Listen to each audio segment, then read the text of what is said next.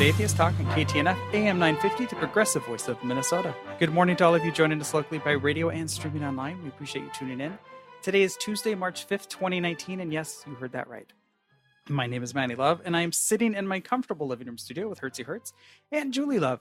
We are happy to be joined via Skype by historian, professor, and prolific author Ken Albala. Ken Albala is a professor of history at the University of Pacific United States, received his Master's of Arts degree in history from Yale, and his PhD in history from Columbia University. Ken has been the author or editor of over 25 books on both food and the intersections of food and history. His course, Food, a Cultural Culinary History, is available from the Great Courses and the Great Courses Plus, while Dr. Ken's most recent books, At the Table, Food and Family Around the World, and Noodle Soup Recipes, Techniques, Obsession, are available everywhere.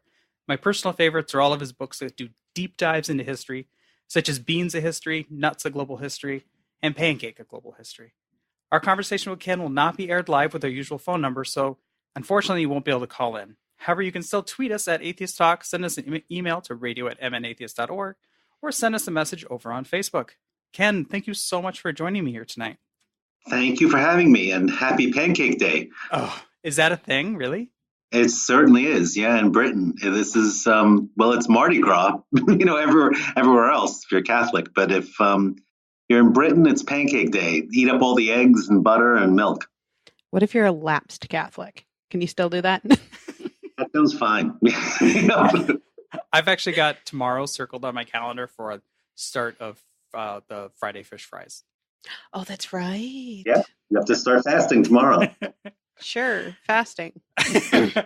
So I mentioned in the intro that you have a course available from the Great Courses, which is actually where I first encountered your work. And I hadn't even made it past the introduction to that course before I had to pause, go to my Amazon wish list and put your book, Beans, a History, in my wish list. And then by the end of that first lecture, it was in my cart. And there really isn't a question in that. I just wanted to get some adulation out there early. Thank you. Because... But you're a history professor, but you have a lot of books on food and food history. And I'm just curious, when you embarked on your teaching career, was this where you thought your career would take you? Not the way I was hired, but the way I sort of reinvented myself. I kind of lucked out in grad school that where I was at that time and place was already congenial to working on food. Carolyn Bynum was there writing about the importance of food to women in the Middle Ages. I think Priscilla Parkhurst Ferguson was in sociology at the time. And I just had an advisor who was very amenable to anything that was serious intellectual history and ended up doing dietary theory in the Renaissance. So I could have gone into anything, really. This was just a body of literature that I found at the New York Academy of Medicine and said, oh, this will be fun. And it turned out to be a ball, and no one had written about it, really. And I've never written about anything but food since then. And I guess when I was hired, I was hired as just to do Renaissance history, basically, and Western Civ and other courses like that. But very slowly, I kind of wove in the history of food, which was the course you saw basically, and history of medicine and a history of alcohol and intoxicants. So I would say about half of what I do now is in some way related to my research. Did I hear you say that you have a book or that you're studying the history of you've got a book on the history of alcohol and medicine? No, it's not published, actually. These are courses that I teach. So the history of alcohol one, you can see all of it's on YouTube. For nothing, just go on really? And watch them. Yeah, it's just a history of every spirit and drink and everything in the world, and drugs too. You need to write this book now. Definitely. It's kind of already been done. There's a handful of good books about the history of alcohol, and this is kind of constructed as a course, which means it's not full of footnotes and it's not.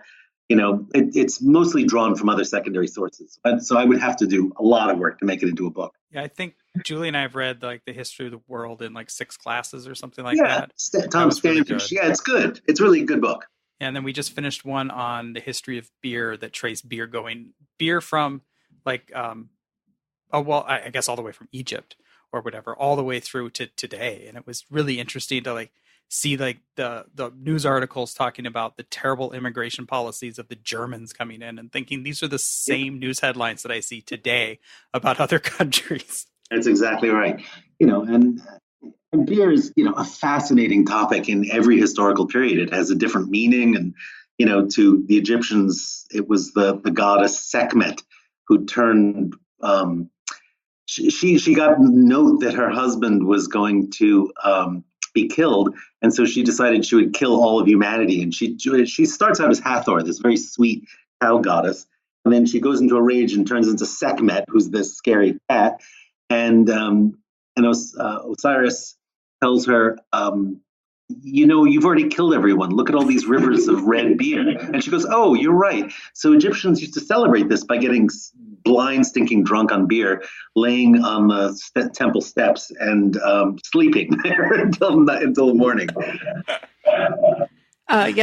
Recently, actually, my own book was that I read was all about moonshine and the history of the American moonshine and the moonshine runners and all that stuff. And that was fascinating. It is really fascinating. It's even more strange because they're now marketing moonshine. It's always been illegal, of course. It's not now. And through the South, they're kind of like selling this with a hillbilly redneck kind of, message, and they sell it in jars and things. And it's nothing special. It's just alcohol, distilled from, it's vodka. It's not aged or anything. And I just find it amazing that they use this really kind of derogatory image proudly, and saying, of course, we need to do this to sell it. Because if we just sold it in a bottle, we'd have to call it vodka. Actually, one of them started to sell it in the jars and stuff, and actually ended up changing it because they didn't like how it actually had a negative. It didn't work. People weren't buying it. So maybe it's changed again since the book was written. I can still buy that here, definitely. I know which one you mean. It's called something moonshine. And it's just in a ball jar. Well, I'm going to switch gears here a little bit. One of the reasons I wanted to have you on was watching that Greek Courses series. You talked a lot about like food history within like religions, and I thought that was really something I hadn't really thought about before. And even though when you were talking about it, I was like, well, that makes complete sense that this should be something to study. But like in your first lecture, you go through the story of Genesis and you equate it like not with literal history, but a story that a group of people like tell to explain their origins. And I was wondering, can you share some of your ideas on the transition from like fruitarians to vegetarians and then like finally to meat eaters? Yeah, well, the ancient Hebrews kind of conceived of their relationship to God in several different historical phases. And Eden was imagined as this place that included no violence. That was presumably in God's original plan. So they don't kill to eat, including plants. They only eat fruits and grains and seeds that come off of the plant that aren't going to harm anything. That's not considered life yet. But they wouldn't eat, a carrot or a celery, which you had to kill the plant to eat. And then there are various other stages. When they get kicked out of Eden, it's not really clear what they're eating, but there's clearly, Cain and Abel, one's a shepherd, one's a farmer. They're eating more than that, which is confusing, but it's not really until after the flood in Noah, when God kind of makes a concession to human violence and says, okay, forget it. Everything is fine for you. Just eat whatever you want. We don't care anymore. And Noah makes the first, explicit sacrifice. He kills a bird after they come out, and that pleases God. And then there's another phase entirely different when they get the kosher laws, which are really, really complex and I would say generally misunderstood today. It's pork is avoided, not because they're dirty or anything like that. It's because it's assumed that they're carnivorous and they cannot expiate their sins by making a sacrifice the way humans can. And so the only good animals to eat are those that have a cloven hoof and chew their cud, which are all vegetarians. And so they don't kill to eat. They're ritually clean. So, when I think about kosher, I think about just Judaism, and so are you saying that the prior to the kosher laws that get put out in what, like Leviticus and Deuteronomy? Yeah, there's a term for that. Like, I'm escaping the Septuagint. Yeah, I'm not Jewish, but so prior to that, like there really wasn't like a written or spiritual like food law. Well, the books of the Old Testament are all written down by various authors at various times. So, Right. and they're imagining what the past was like. This is a mythical understanding of the past. I don't know whether we can say, that they were even Jews before they get the law.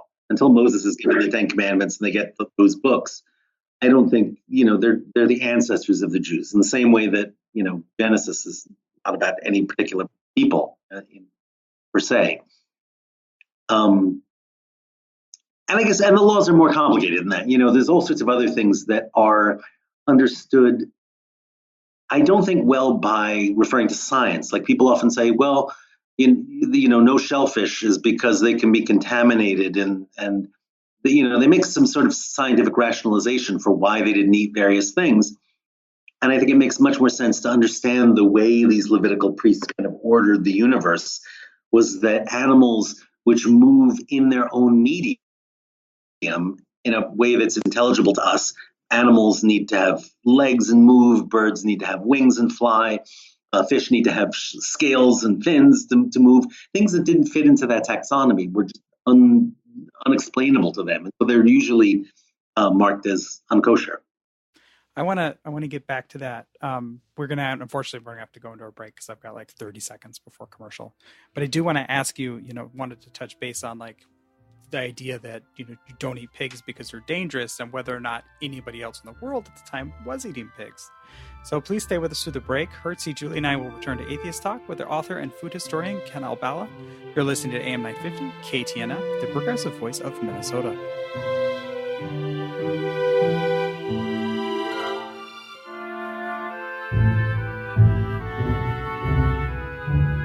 Welcome back to AM 950 KTNF, the progressive voice of Minnesota. You're tuned into Atheist Talk. I'm your host, Maddie Love. We are not live today. This is a pre-recorded episode of Atheist Talk, and I'm joined in my living room studio by Hertzie Hertz and Julie Love. And in just a moment, we'll return to Ken Albala, food historian, professor, and author of over 20 books on food and food history. I know you just finished listening to commercials, but I wanted to give my weekly shout out to Cucumber's Restaurant in Edina. It is true that Atheist Talk is produced with funding from both Minnesota Atheists and Cucumber's Restaurant in Edina, Minnesota. But it's also true that the buffet at Cucumber's is historic, fantastic, ginormous, and one of my favorite places to grab a bite, whether it's being like on after the air or just spending an enjoyable meal with friends. So when we promote Cucumber's in Edina here on the show, please know I'm actually being genuine. They really are a great place to visit. So please consider visiting our sponsors, and if you do, let them know that you appreciate their support of Atheist Talk.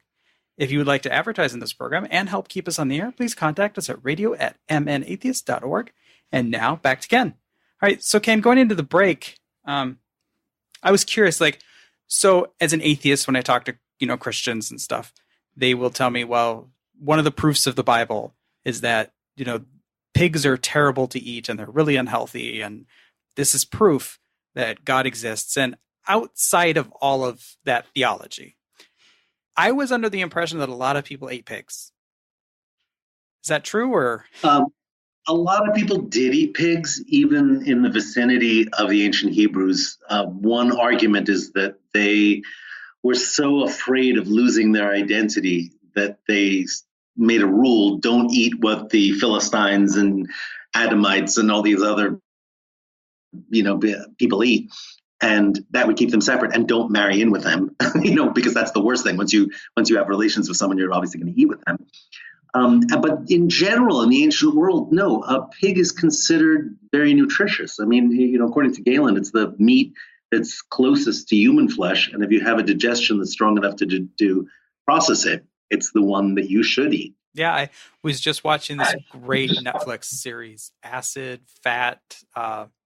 Cinnamon nose rot. Oh my gosh, that was great. And they were showing the harvesting of the pig and on all the meat that they came out of it and all the fat. And they're like just eating the fat just like after it's been just barely, not even processed. And I thought, okay, that's a little much for me, but it looks really tasty.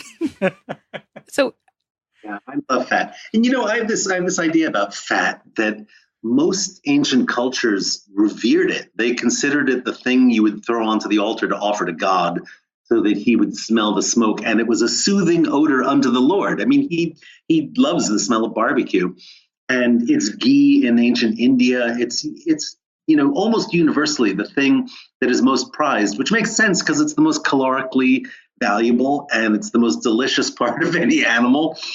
And, I've always wondered whether, I don't know, how fat has had this really, well, every food goes through this, they go through cycles of being valued and then demoted or feared. And fat was one of those that around the turn of the century got this bad association. People thought, oh, lard, suet, you can't eat that because you will become fat and lardy. And we're just beginning to realize like margarine was much worse for you, and trans fats, are obviously terrible. And, we're seeing a resurgence in pig fat, thankfully, because it is tastier and it's better for you than, some processed, I can't believe it's not butter spray. So I actually do have a follow-up question to Maddie, because Maddie's fascination with pigs, and mine is shellfish. And my big question is like, why exactly shellfish? Was there something about them? And were the Hebrews in an area where they had easy access to shellfish? They definitely did, because the Mediterranean is right along the coast there. Their apprehension about it was that they're animals that seem to walk underwater. They don't have scales and they don't swim like fish should. That's the only even vaguely comprehensible explanation that I've ever heard. It still isn't very satisfying. No. So it's the typical kind of, I don't understand it, therefore I don't like it. Right. It's like snakes. They're scary because they should have legs and walk. And they slither, and how do they move? And, bats should really be walking and they're flying, although they're mammals. So it's definitely that uncategorizability of these weird animals that makes them unclean. In the book that comes with the Great Courses Plus series, you have a recipe for gelfite fish. Is that, I don't know if I'm pronouncing that correctly. Gefilte. What, Julie? Gefilte. Thank you. You didn't know how to say gefilte fish. Okay, yeah. Okay. I'm sorry. I really do have a recipe for that. I don't remember doing that. Oh, I was wondering if you tried it. I make gefilte fish all the time. Yeah, it's a very standard kind of Jewish. It evolved from something in which you'd stuff the fish, which is what the word means, stuffed fish, with other ground fish and vegetables and things, and then steam it or boil it. And it came later to mean a kind of quenelle that's just flesh of the fish, and then it gets cooked in this fish stock, so it gets kind of gelatinous. And if you buy it in the store, like from Manischewitz or something, it's floating around in this like snotty liquid that has these little. It sounds perfectly horrible, but for people who grew up on this, it's so delicious. And I think if you make it fresh, it's even better. But if you've ever had a French like fish quenelle, it's the same thing. I was not raised in a good culinary tradition. My mom doesn't listen to this show, and if she does, I'm sorry, Mom. Black pepper was the seasoning of choice, and then it was used sparingly. So thankfully, my wife has opened my eyes and my taste buds up over the last 20 years to a lot more food. That's good. I grew up in a household where my mother, rest her soul, was a really bad cook, and she would do horrifying things like make fish in the dishwasher and like kind of on Weight Watchers. So there was always some bizarre thing came on the table, and I was like, okay, what the hell is this? This was the 70s, and it was really frightening. And I think the moment I got a chance to cook for myself in college, I was like, I'm never looking back. I'm never going on a food plan again. I'm never, eating what other people cooked for me. I was just going to say the gelte fish, or whatever it's called, sounds a lot like a Jewish version of lutefisk. Well, it's not. And the main reason is that this is ground up and it's fresh and it's really kind of sweet. Strangely enough, you serve it with horseradish on the side. Lutefisk is its own magnificent, bizarre thing, which is cured in ammonia, and so it's got this very strange texture, and it's also luscious, but it's the whole fish. I mean, it's like a cod that's, I'm probably the only person in this state who loves lutefisk. I actually have some in my freezer right now. Well, I don't remember where I'd heard it, but something like, Minnesotans eat more lutefisk than anybody in Scandinavia to begin with, even though we think of ourselves as Scandinavian. Yeah. And most of it is actually processed there too. It's not made in, I've had it in Norway, and I got to talking with this guy and he said, "Oh yeah, this came from Minnesota." I was like, "Of course."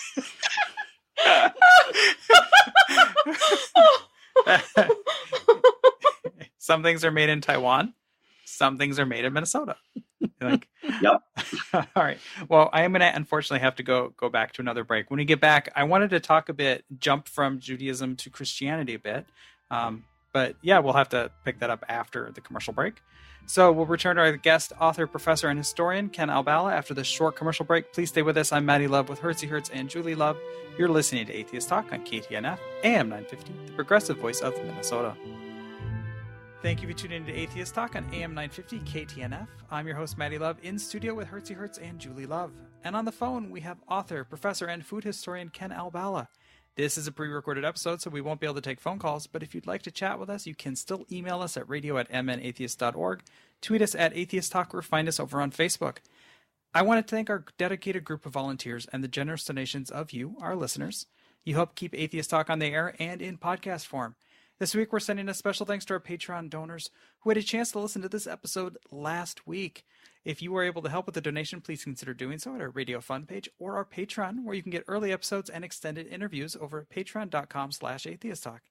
Minnesota Atheist is a 501c3 tax-deductible organization.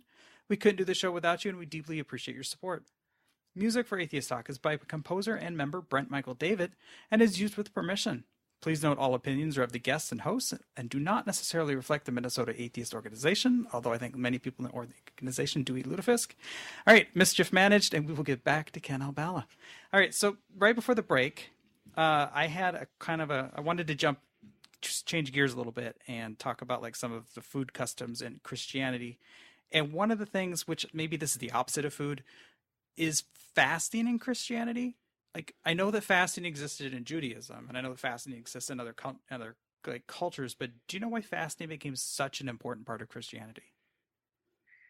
Yes, there is fasting in Judaism, but it's normally either for one specific day of atonement, which is Rosh Hashanah, Yom Kippur, and there's also fasting for emergent occasions. So if you do something really bad, like David when he spotted Bathsheba naked and said, "Do I want a piece of that?" and sends her husband to the front in a war to die, where he does, and then he gets her. David feels really, really awful about this, and he says, "God, please don't punish me," and puts sackcloth on and puts ashes on his head, and then decides not to eat as a way to atone for his sins. So it's in the Old Testament all the time. And Jesus himself fasts for 40 days, and so do some of the apostles. But there's no consistent dietary restrictions in early Christianity at all. There's nothing. In fact, exactly the opposite. They want to distance themselves from the Judaic kosher laws. And so, there's scenes in the New Testament that are the weirdest, is where Peter has this dream and there's a big net with animals in it. And God says, "Go ahead." And Peter says, "I can't touch those. Those are all unclean." And God says, "Peter, rise and eat." And he says, "Okay, I guess I'll eat this stuff." So that, there's things like that. And then all sorts of questions in that Paul writes to various communities like the Corinthians when they wonder, can we go to the communal barbecue? Everyone's having really great ribs.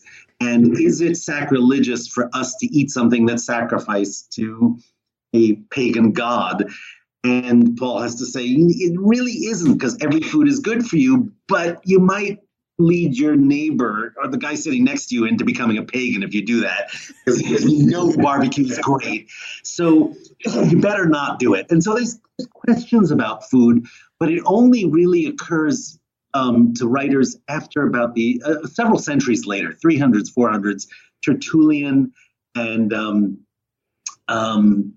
St. Jerome writes on this. A handful of early Christian writers who decide that there is a direct correlation between the amount of meat that you eat and the amount of flesh you put on your body and the amount of excess that your body can't put into muscle or burn, and that will become sperm. And it sounds really weird, but sperm in men and women, both men and women have sperm. This is totally out of Galen.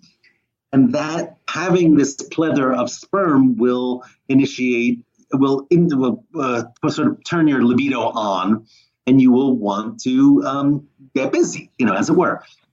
And so the period of fasting, which is about to start tomorrow on Lent, is a time when you should atone for your sins and avoid those things that are going to make you horny, like meat, eggs, dairy products, cheese, and everything else is okay. So it's not really vegetarian. It's vegetables. Fish are okay because they're not nutritious.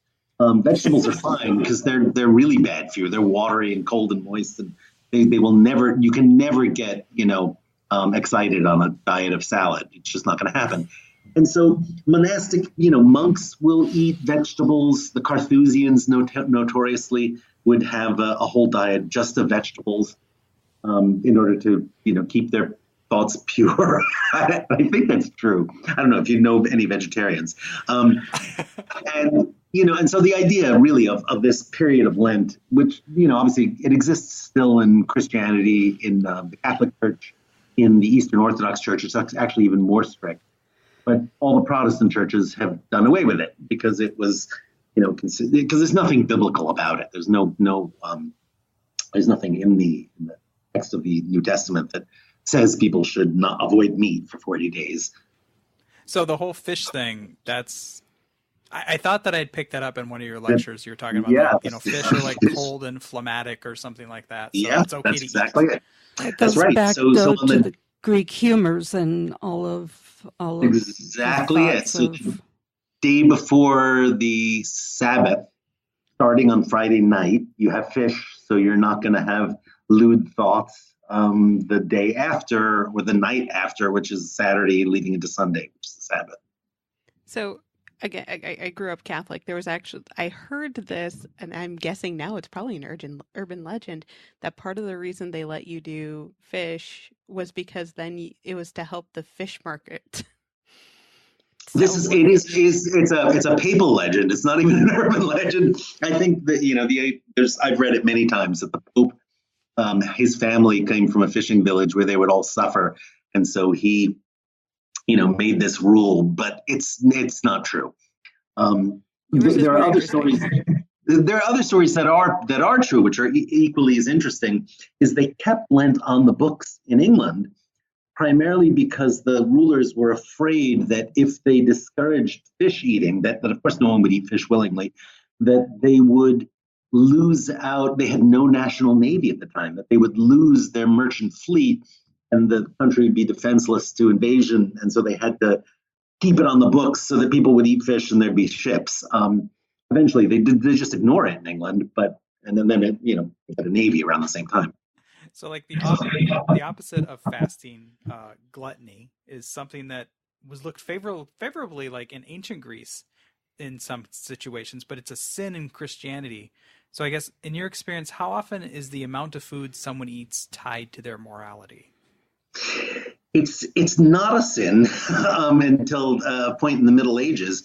And in fact, for most of the history of Christianity, there is an occasion when excess is good and encouraged. And today is the day. It's Mardi Gras, Fat Tuesday, for very good reason, when people would go berserk, eat and drink and engage in acts of violence, and the birth rate 9 months after Mardi Gras on parish registries spikes. Presumably, they're doing other things as well. And the attitude toward gluttony and excess, I think, is actually more a Protestant thing. It's more a Calvinist thing. That when people say, you should eat a very sober diet all year round and never have luxuries or spices or excessive amounts of food, and your food should be plain and simple and sober. That's a Protestant, uniquely Protestant thing historically. And, it shows up in Massachusetts where they don't season anything. And I'm guessing, your mother's the unseasoned food has some roots in that also. Quite possibly. Julie's traced my family tree, so she could probably look that up at some point. Well, among Lutherans, absolutely. Which Minnesota is full of Lutherans. Yeah, Western Washington, though. Yeah. But we all came from somewhere. Yeah, there was a book I read called Scandinavian Humor and Other Myths. And it's great. And there's an entire chapter about how bland and white the Minnesotan food is. Yeah, my Washington State food was essentially Minnesotan food. I want to jump back to pigs again because, bacon. But Jews are forbidden to eat pigs. Christians not only eat pigs, but at many points in history use it as a way to persecute Jews. But Muslims are once again forbidden to eat pigs. Are you aware of why there is so much emphasis placed on pigs? Well, we forget that at the time Islam arose, in the early Middle Ages, there were Jewish and Christian communities everywhere, including in Arabia, including Mecca and Medina, and pagan communities also. And Islam had to kind of situate themselves in relation to them. And they, by and large, adopted the Jewish dietary strictures, and many of the Jewish communities converted to Islam. So I think that was the rationale of it. But what's interesting in the Quran, it's kind of like Muhammad is kind of figuring out his way through the course of it. So he changes his mind a few times, most notoriously about alcohol. Alcohol is perfectly okay at the beginning of it. By the end, he's sees this guy get drunk and get in a fight. It's this can't be good for Muslims. So it evolves, the food, and it is all based on his personal experience. So I think the pork prohibition, and I should say the halal and haram laws are simpler than in Judaism, but they include not eating animals of prey and pork. So you mentioned alcohol, and I know that's, especially here in Minnesota, alcohol in the Muslim communities is another big issue. We had about 10 years ago, Muslim cab drivers refused to transport fares that included alcohol. But, in your lecture series, you talk about Muslim vineyards. And I was wondering, can you explain that? Which sounds like a contradiction to our modern ears. Yeah. Well, you have to remember that wine originates in the Caucasus. So it's Georgia and Azerbaijan and Turkey and the Fertile Crescent. And so it's there long before Islam is there. And through the ages, there's a longer history of winemaking there, and it still goes on in Georgia. These big kevri, containers that go underground, they still make wine in the ancient way. There's a much longer history of winemaking there than there is prohibition. And the prohibition only applies to those sects that believe that the state law should be the same as the Quran. So if you were in Iran after the revolution, if you're in Saudi Arabia, places like that, their wine is very hard to find. Alcohol is technically illegal. If you're in a place like Turkey, they make great wine. They make raki. They make, and Egypt, in Lebanon, it's arak. So it's not like Muslim countries are all consistently against alcohol. Some are, some aren't. It seemed like a contradiction because but at the same time, I understand that life is more complex than that. But it's like being, a secular. If your heritage is part of one religion, you don't necessarily have to follow all the rules to be in that religion. I was raised as a Jew, but I've never been kosher. So. I need to go into another break. I'm so sorry. We're with our other guest, Ken Albala, right after this short commercial break. I'm Maddie Love in studio with Hertzy Hertz, and you're listening to Atheist Talk on KTNF, AM 950, the progressive voice of Minnesota.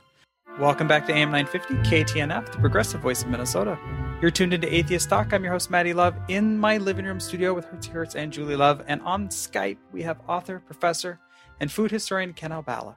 This is a pre-recorded episode, so we won't be able to take phone calls. But if you'd like to chat with us, you can still email us at radio@mnatheist.org, tweet us at Atheist Talk, or find us over on the Facebooks.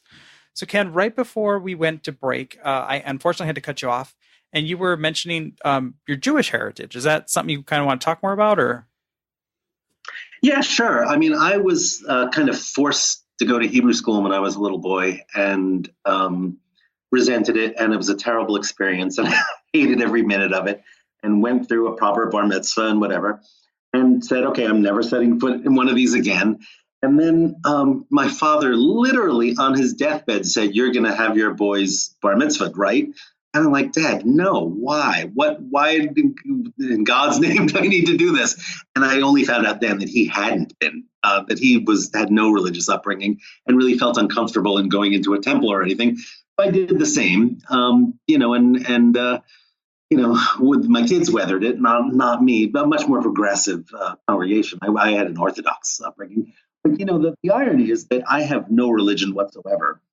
And so as much as I'm fascinated with the topic and how important it is in history and how obviously it informs, people's eating habits, I have no belief in a God at all. I just find the trappings very interesting, which is very interesting because you find other people who say, oh, I have this deep belief in God, but what the churches and the formal rituals of church are nonsense. I think exactly the opposite. I love the physical structures and the music and the liturgy and the theology even really, really interest me. And in a way, it's also given me a perspective because I teach a Reformation, Renaissance and Reformation course.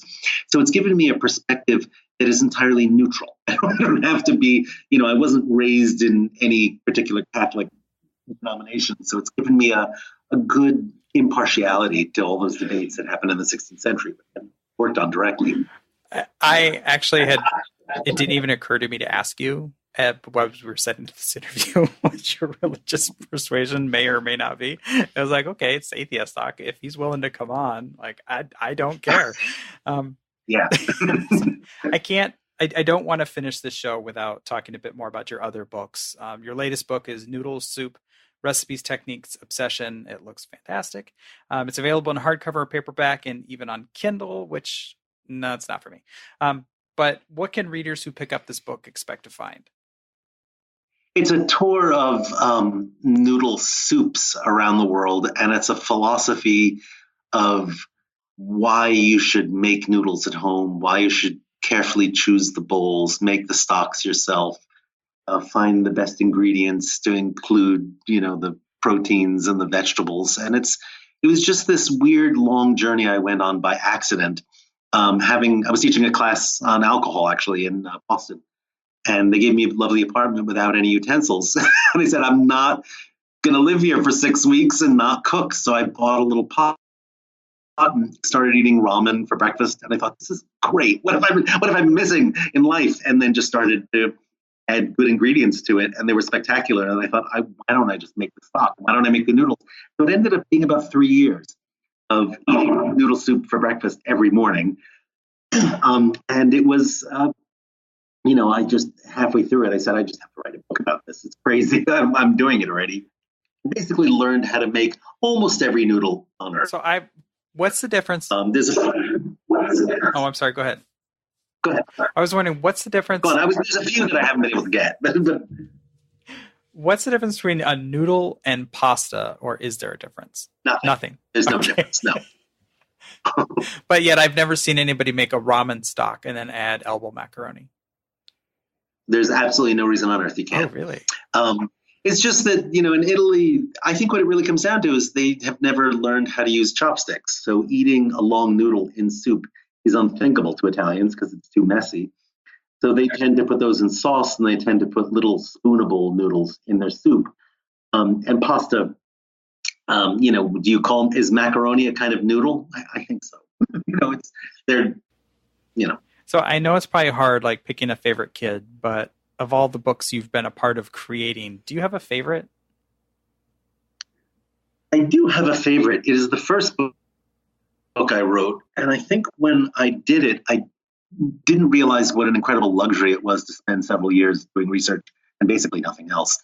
It was called Eating Right in the Renaissance. And it's like sometimes I look at that thing and I say, how the hell did you do this? It's, there's quotations from 6 different languages in it. And it's just, several hundred books I read in the course of writing that. And there's no way I could ever do anything like that again. when I was 20 something. I did, most of the work on it. So I think there's something to be said for when you're young. You don't know as much, but you don't know what you can't do either. So you just plow on, and I'm still amazed at that book. Well, and searching Amazon, I see you were part of creating a cultural history of food. It's a 6-volume set that I would love to read and get cover to cover, but $400 is out of my price range right now. No, you can buy those individually. Oh, good. In paperback. That's from Bloomsbury. And there's a handful of other things that I've done that are encyclopedias.